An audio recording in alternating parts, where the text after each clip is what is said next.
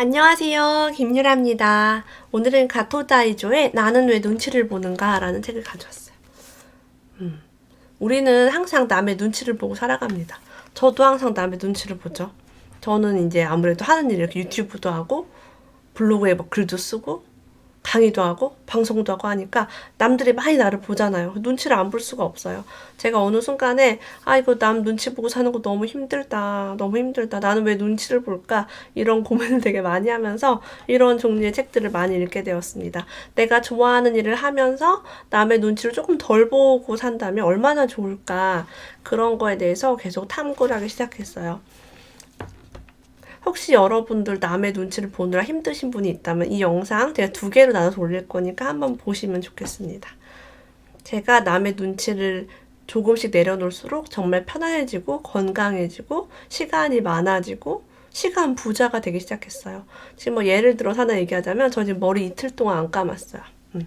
이 옷도 잘 안 빨고 그냥 입고 있어요. 잠옷 맨날 이거밖에 없죠. 이거 하나, 미니멀 라이프 좋아해요. 여러 벌 이런 거 안 좋아하니까 요거 하나 있고, 뒤에 보면은 뭐 예쁘게 하기 위한 인테리어 이런 게 없습니다. 제가 스스로 이제 생각을 해봤어요. 내가 저 뒤에를 왜 꾸미고 싶지? 내가 이 옷을 왜 맨날 갈아입고 싶을까? 내가 오늘 하루 종일 집에 있었는데 머리를 왜 감고 싶지? 사실은 머리 감기 귀찮고 옷도 갈아입기 싫고 저 뒤에 꾸미는 것도 뭐 돈 문제가 아니라 공간을 이렇게 막 하는 것도 너무 이제 스트레스 받더라고요.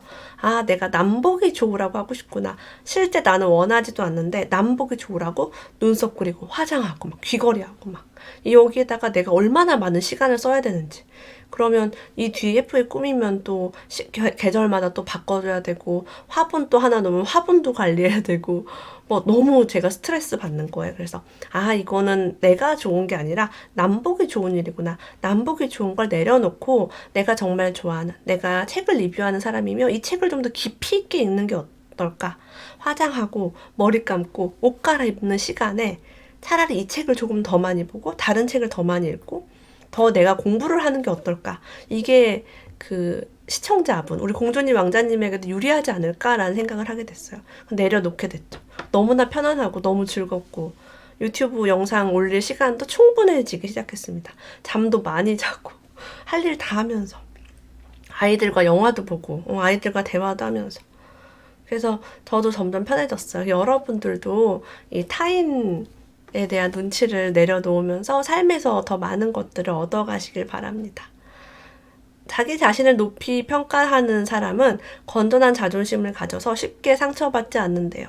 전 예전에 상처를 정말 잘 받았거든요. 상처를 정말 많이 받으니까 사람들을 만나기 싫고 새로운 사람 특히 무섭더라고요. 저 사람이 겉으로는 잘하는 척하면서 뒤에 가서 호박씨 까고 나 나중에 막 배신하고 그러면 어떡하지? 그런 두려움이 굉장히 많았습니다. 그런 근원을 이 책을 통해서 또 한 번 파악할 수 있었어요. 상처를 잘 받는 사람이 있다면 그것은 나 자신에게 문제가 있기 때문이야 라고 끊임없이 스스로를 돌아보라고 합니다. 어떻게요? 이런 종류의 책을 많이 보시면 좋습니다. 어릴 적에 꾸지람을 자주 들으며 자란 사람은 어른이 되어서도 항상 누군가 자신을 탓하고 있는 듯한 느낌을 받는다. 어릴 때 부모님을 도와드리면 칭찬받고 도와드리지 않으면 잔소리를 듣던 사람은 어른이 된 후에도 아무것도 하지 않으며 문득 누군가에게서 비난을 당한 듯한 느낌에 사로잡힌다. 우리는 어린 시절의 부정적인 경험을 평생 끌고 다니며 살고 있습니다. 하고 싶은 일을 하지 않으면서 불만을 느끼는 사람 정말 많죠. 저는 하고 싶은 일이 뭔지 몰라요. 저는 하고 싶은 일을 하고 있잖아요. 하고 싶은 일을 하며 사는 당신이 너무 부럽습니다. 라고 얘기해요. 하지만 우리는요, 우리의 시간을 게으름을 피우든 공부를 하든 낚시를 하든 잠을 자든 신경 쓰지 않습니다. 그런데 그 사람은요, 자기가 하고 싶은 일 대신에 주위 사람들이 좋아할 만한 일을 찾아서 합니다. 어떤 전업주부는 남편이 청소하는 걸 좋아한다고 매일매일 깨끗하게 청소를 하고 너무 힘들어해요. 육체적으로 지치죠. 그러니까 아이와 잘 놀아줄 수도 없고 아이 책 읽어주기도 힘들고 막 하루 종일 이제 막 애기는 어지르고 나는 남편 올 시간 되면 막 치우고 남편을 위해서 막 밥도 막 힘들게 하고 그래서 너무 우울하다고 말씀하셨어요. 다른 사람들이 성실한 자신을 기대한다는 생각에 그에 부응하는 것으로 호감을 사려고 합니다. 그리고 정작 자신이 하고 싶은 일은 하지 않습니다. 그러면서 불만을 키워갑니다. 더 근원적인 오해가 있대요.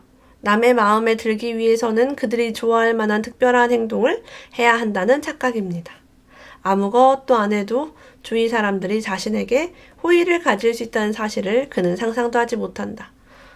내가 오늘 좀 피곤해서 밥을 못했어. 라면 끓여 먹자. 오늘 애기가 이렇게 애기랑 놀아주느라고 청소를 하나도 못했어. 라고 얘기하면 그냥 되는 거예요.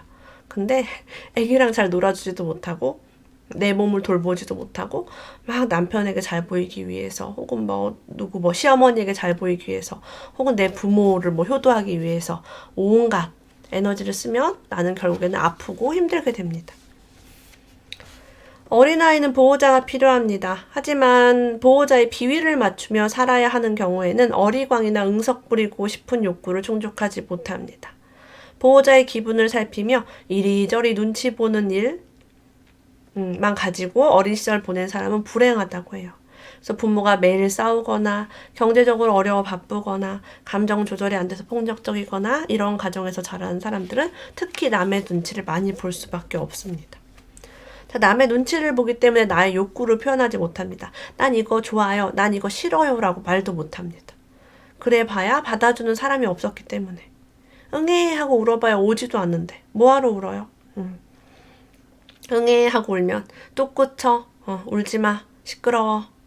소리 지르면 시끄럽다 그러고 뛰어다니면 또 시끄럽다 그러고 그죠? 가만히 앉아서 책이나 보고 가만히 앉아서 공부나 하는 걸 잘한다 공부한다 그러니까 이제 그렇게 인생을 사는 사람은 고지식하게 행동하기 때문에 인간적인 매력이 없습니다.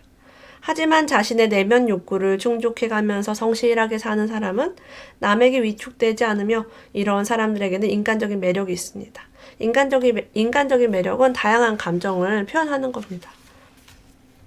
우리는 심리학적 용어로 투사라는 것을 굉장히 많이 쓰는데요. 투사가 뭐냐면 억누른 자신의 욕구를 다른 사람에게서 찾아내려 하는 것이래요. 실은 자신이 뭔가를 원하면서 남이 나에게 바라고 있는 것처럼 느낀다. 마음속으로는 내가 남을 비난하면서 남에게 내가 비난받고 있다는 느낌을 떨쳐버릴 수가 없다. 그래서 다른 사람은 그렇지 않은데 내가 만들어낸 생각으로 허상의 요구에 맞춰 행동한다고 합니다. 내가 남을 막 험담을 하고 다니니까 남들이 나를 험담할 거야. 나는 숨어 있어야만 해. 나는 나를 드러내서는 안 돼. 라고 생각을 합니다. 사실은 남이 나를 욕하지 않아요. 내가 남을 욕했지. 이건 투사를 하는 거죠. 내가 나를 싫어하는 부분을 남에게 발견했을 때 이제 그런 부분이 불편합니다. 인간관계에서 자신의 존재감이 없는 사람들은요. 상대방에게 베푼 일을 생색낸다고 해요. 여러분들 우리 어른들 중에도 이런 분도 있죠. 내가 힘들게 농사지어서 이거를 줬는데 우리 별로 관심도 없는데 이 김치를 뭘로 담았냐면 이걸 어떻게 길렀고 어떻게 했고 어떻게 해서 우리가 먹고 싶지 않은 김치를 자꾸 고추를 어떻게 해서 요즘 고추값이 얼마나 올랐는지 아니? 이러면서 그런 분들 많으시더라고요. 나의 존재감을 세우기 위해서 내가 너한테 뭘 베풀었어. 내가 우리 아들을 어떻게 키웠는지 아니? 내가 너희 어렸을 때 얼마나 힘들었는지 알아? 생색을 냅니다. 생색내기 좋아하는 사람은 자신이 베푼 은혜를 일방적으로 강조하므로 듣는 사람은 불쾌하기 마련입니다. 그래서 여러분들도 저도 마찬가지예요. 생색내고 싶을 때가 있어요. 이 안에 뭐가 있냐면 나 좀 알아줘. 나 좀 인정해줘. 나 가치 있다고. 나 잘했다고 생각해줘. 그렇게 말해줘. 라는 욕구가 있습니다. 여러분이 생색내고 싶을 때 내가 나의 존재감에 자신이 없구나. 내가 가치 있다고 느끼지 않고 있구나. 라고 한번 얘기해 주세요. 어떤 사람들은요. 기부했다고 엄청 자랑합니다. 네, 엄청 자랑해요. 순수하게 이제 기부를 하고 싶은 건지 남이 봤을 때 너 되게 착해요. 너 되게 선한 사람이구나 라는 말을 듣고 싶어서 기부를 하고 싶은지 자기 마음에 한번 들여다보면 좋겠어요. 순수하게 베풀고 싶은지. 정서적으로 성숙된 사람은요. 베푸는 행위에 기쁨을 느낀다고 합니다. 그런 사람은 불안감에서 벗어나 있대요. 초조해하지도 않을 뿐더러 상대를 만족시키지 못하면 어쩌나 하고 불안해하는 일이 결코 없대요. 상대와 관계없이 자기 충족감을 가지고 있습니다. 내가 만족감을 이미 갖고 있어요. 남이 인정하지 않아도 아무 상관이 없어요. 남이 비난해도 아무 상관이 없어요. 우울증 증세를 보이는 집착 성격의 소유자는요, 피곤해도 일에서 손을 떼지 못하고 제대로 쉬지 못합니다. 쉬면은 죄책감이 생겨요. 일손을 놓게 되면은 시간이 많아지죠. 멍 때리는 시간이 생기면 마음의 공허함에 직면하게 됩니다. 그래서 자꾸 나를 바쁘게 만들어요. 바쁘게 만들고 쉬지를 못하니까 결국엔 어떻게 돼요? 병이 나거나 아프게 됩니다. 그래서 제가 제 저서에도 썼지만 낮잠 자고 쉬세요. 여러분 쉬어도 괜찮아요. 쉬는 거 정말 좋아요. 여러분 건강과 여러분 정신 건강과 여러분이 다른 일들을 해낼 때 엄청난 에너지가 됩니다. 그래서 쉬는데 내가 죄책감이 있구나 라고 알아주세요. 내가 왜 쉬는데 죄책감이 있을까요? 네, 그 근원을 한번 알아보세요. 자기 존재감을 잃어버린 사람은 늘 자신을 확인하고 싶은 생각에 초조해 한다. 살아있다는 확실한 느낌을 원한다. 그리고 그 느낌을 얻고자 뭔가에 매달린다. 자신의 존재를 증명해 줄 만한 뭔가를 찾아내 그것에 의존해 살아가려 한다. 뭐를 성취해야 해. 이것을 어떻게 해서 성공해야 해. 어떤 미션을 달성해야 해. 그렇지 않으면 나는 잘못 살았어. 아무것도 하지 않았으면 오늘 헛살았어. 1년을 헛살았네. 시간을 잘못 보냈네. 라고 비난합니다. 이미 우리는 살아있거든요. 확실하게 살아있죠. 그것을 알아가고 살아있는 것 자체의 기쁨을 느끼면 되는데 성취에 중독이 되게 됩니다. 이렇게 유아적 욕구를 충족하기는커녕 포기하도록 강요받은 사람은 부모에게 사랑받지 못한 사람이라고 합니다. 자신이 받아들여지지 않았기에 자기 정체성이 불확실해졌으며 자기 충족감과는 거리가 먼 삶을 살게 되었다. 하지만 진짜 문제는요, 부모에게 받아들여지지 않았다는 사실이 아니라 받아들여지지 않았음에도 받아들여졌다고 굳게 믿고 있는 점이다. 이게 뭐예요? 우리 부모가 나를 사랑해주지도 않았는데 사랑해줬어. 옛날엔 다 그렇게 힘들었지. 그 정도면 나를 잘 키웠어. 난 사랑받고 자랐어. 라고 착각하고 있는 거죠. 그래서 비 오는 날이 나쁜 것이 아니라 비가 내리는데도 맑게 개 있다고 믿는 점이 마음을 병들게 합니다. 진실을 보지 못합니다. 매 순간에서 다 부정해버려요. 아니야, 괜찮아. 막 긍정, 무한 긍정. 이런 사람도 있죠. 유아적 욕구를 충족하지 않고 포기하도록 강요받는다는 건 어떤 걸까요? 예를 들면 수면 교육이라는 말 아래 너 혼자 자. 울어도 안 안아줄 거야? 밤중 수유 그런 건 없어. 밤중 수유하면 이가 썩잖아? 이런 권위를 이제 막 내세우면서 어떤 권위자가 그러는데 너 아이를 그렇게 훈련시키면 안 된대. 밥은 하루에 아침, 점심, 저녁 몇 시에 이 양을 먹어야 돼. 이 양이 평균이야. 너 왜 평균치를 먹지 않니? 키 커야 하니 밤 10시 이전에 자야 돼. 밤 10시부터 새벽 2시까지 무슨 호르몬이 나오니까 그때 자야 돼. 너는 형이니까 언니니까 장남이니까 장녀이니까 이렇게 해야 돼. 의젓하게 행동해. 너 임신해서 내가 원하지 않는 결혼했잖아. 아이고 내 팔자야. 니네 아빠랑 헤어지고 싶은데 너 때문에 그냥 살잖아. 아이고 내 팔자야. 자, 이런 것들이 꼭 언어로 하지 않더라도 우리가 무의식으로 이제 아이에게 이거를 전파를 합니다. 그래서 유아적 욕구를 이런 어린 아이들은요 충족할 수가 없어요. 너무 무섭지 않나요? 포기하도록 강요받습니다. 혼자 자, 안 안아줄 거야. 밥은 이렇게 내가 시키는 대로 먹어. 기계처럼 몇 시에 무조건 자. 포기하는 거죠.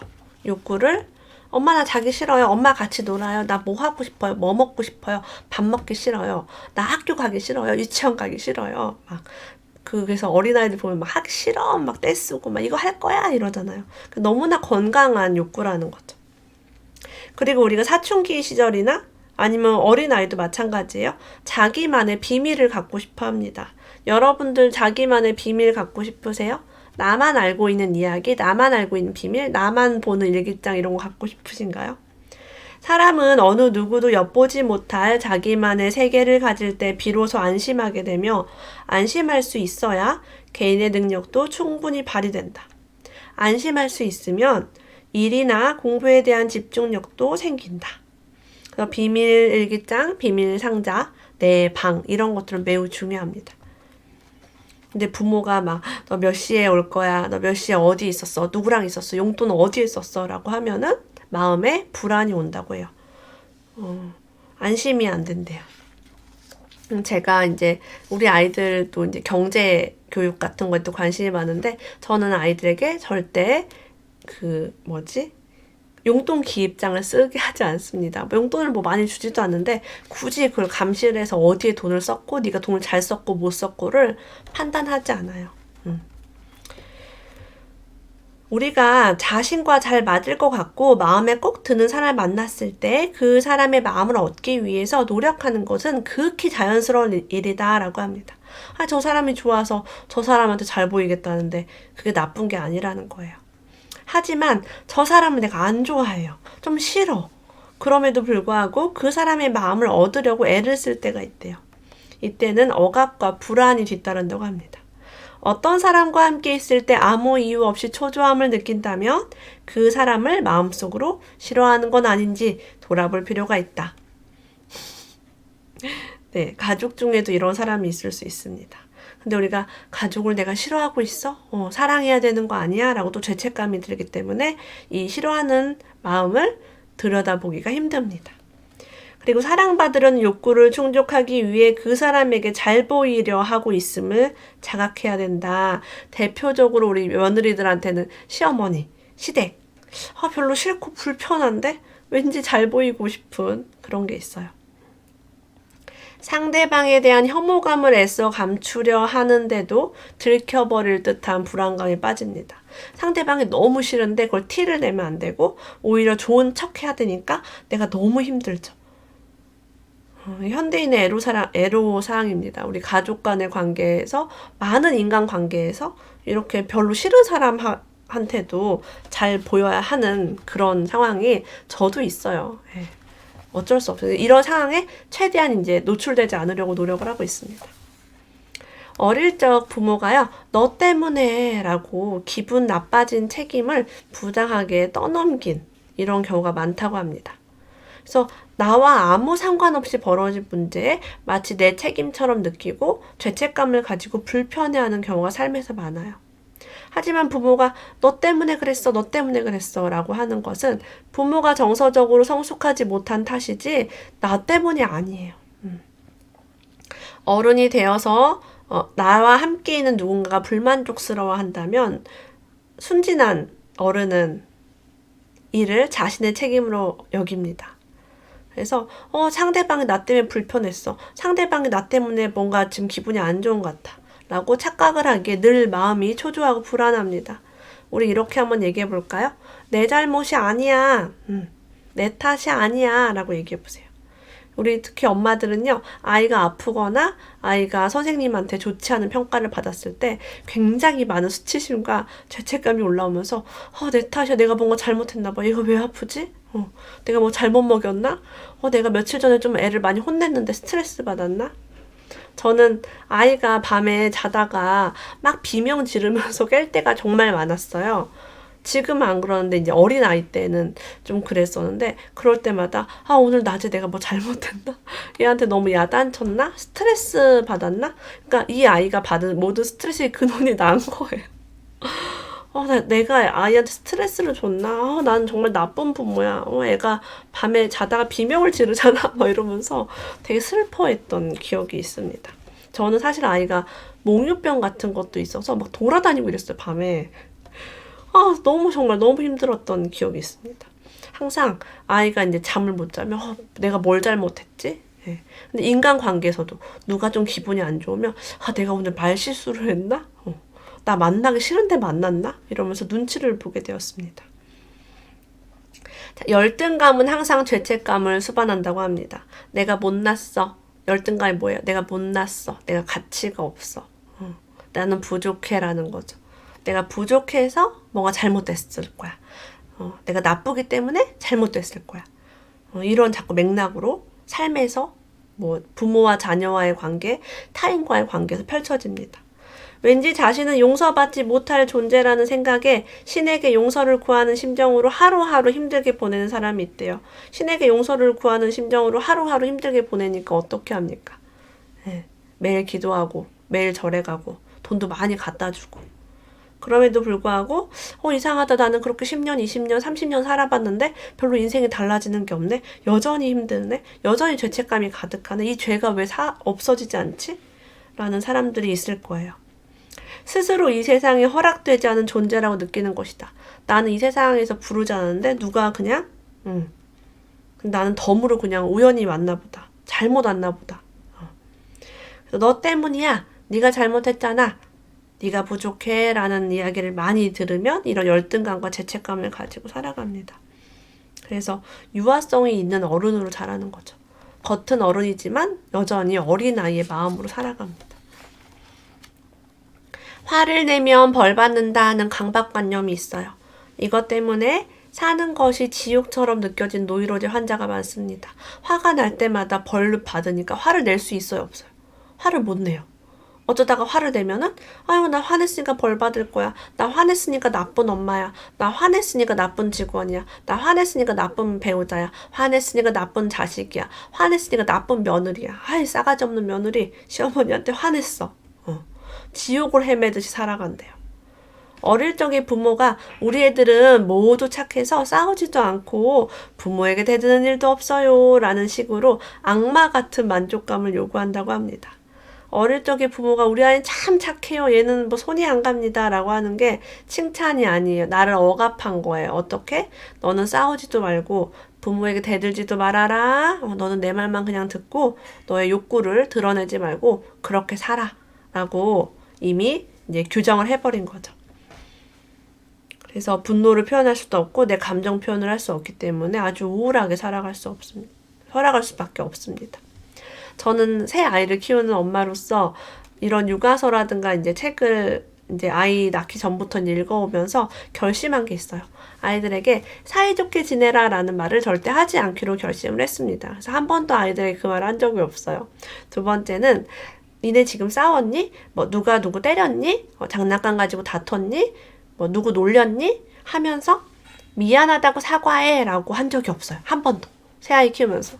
이렇게 할 수밖에 없었던 이유가 사실은 사이좋게 지낼 필요도 없고 누굴 위해 사이좋게 지내요? 싸우고 싶으면 싸우고 때리고 싶으면 때리는 거예요. 저는 그런 감정의 표현을 나쁜 거 좋은 거 구분하지 않고 배려를 해줬어요. 그리고 미안하다고 사과는 진짜 자신이 미안하다고 느껴지면 사과를 하는 거지 엄마가 나서가지고 무슨 판사처럼 그 양쪽 얘기를 다 들어보지도 않고 누구 편을 들고 그럴 필요가 없다고 생각을 했어요. 그래서 미안하다고 사과해라. 뭐 너의 감정을 감추고 무조건 사이좋게만 지내라. 이거는 엄마 편하자고 하는 소리죠. 그래서 분노를 키우는 역할을 하지 않을까.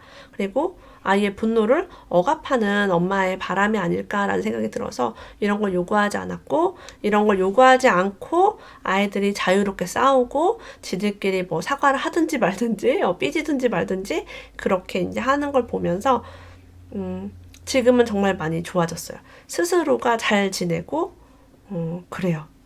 분노가 이제 없는 거죠. 분노 없이 잘 키우고 있습니다. 어쨌든 우리 아이들은 많이 싸웠고 부모에게도 많이 대들고 그랬었어요. 근데 이러한 어떤 심리적인 것을 알았기 때문에 지켜보고 이해할 수 있었습니다. 여러분들도 내가 이제 나를 키워야 돼요. 내 부모가 나를 키워줄 수 없잖아요. 그리고 부모는 바꿀 수가 없기 때문에 내가 나를 좀 더 사랑하면서 키우는 방법, 눈치 보지 않고 살아갈 수 있도록 제가 이 책을 한번 리뷰해보았습니다. 2부가 여러분 더 좋아요. 다음 영상도 함께 해주시고요. 가토다이조의 나는 왜 눈치를 보는가를 통해서 더 행복하게 살아갈 수 있는 이야기 나누어 보았습니다.